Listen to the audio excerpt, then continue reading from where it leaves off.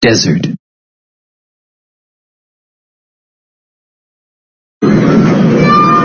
Hi, I'm Diane. And I'm Jake. We're going to walk to the dunes. We're going to take pictures and collect information about the desert to send to my new pen pal. She's never seen the desert before. What should I tell her? You should tell her about the weather. Tell her that it is usually warm here and that it gets really hot in the summer. Don't forget to tell her that it hardly ever rains. Take a picture of that creosote bush. This plant really knows how to take care of itself. It has terrible tasting and smelling leaves so that animals don't eat it for dinner. Its leaves close during the day so it doesn't dry out, but they open at night to collect moisture. It has two root systems, one that grows deep and one that is near to the surface. That way, it can get the water it needs from the top or below the ground. Make sure you tell her how the kangaroo rats can turn the seeds they eat into water. Oh, and tell her about the adult tortoise that can go 6 years without drinking water. When you think about it, desert animals are very amazing. Here we are. I love the patterns the sand makes on the dunes. Look, a lizard. He's digging under the sand. It's getting warm out. I'm sure he went down there to cool off.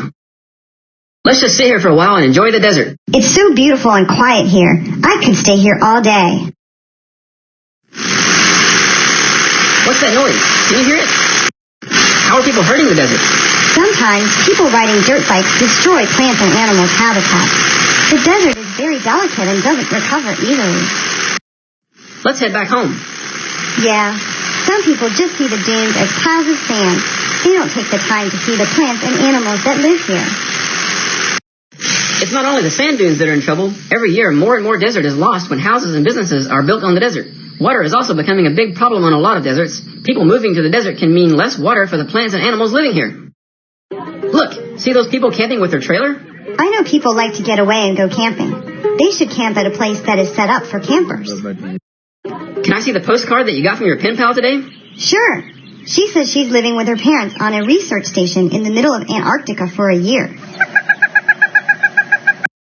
She writes here that the area in Antarctica where she is staying is also a desert. Even though it isn't hot there, it's dry, and they get less than 3 inches of snow a year. Hey, she writes that tourism is hurting that ecosystem too. I think we should do something to help protect the desert. Maybe we could teach kids that it's important to treat the desert with respect and care. That's a great idea. Let's show kids that the desert isn't just a pile of sand with a few plants growing on it. If we teach kids to respect the desert, maybe they will make good decisions about the desert in the future. I do have to say that riding those dirt bikes look like fun. I know what you mean. Isn't there some way that people can ride dirt bikes without hurting the desert? I just read about a local group that is working to turn a large part of this desert into a national park. That's a great idea. A national park can have set places for people to camp and ride bikes, and places where the desert will be protected. Turning part of the desert into a national park would also stop houses from being built in that area. I'm sure there's something we can do to help. The article said they were raising money for the project. I know. Let's have a walkathon. We can put up signs at school and all around town. Adults sometimes write letters to Congress. Can kids write letters too? Of course we can.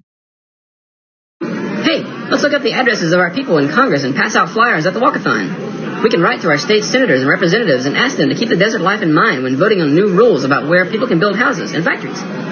I'm excited. These are great ideas. I can't wait to get started on something that will help protect our desert. Look at the ecosystem where you live. Are there things that you could do to protect your ecosystem?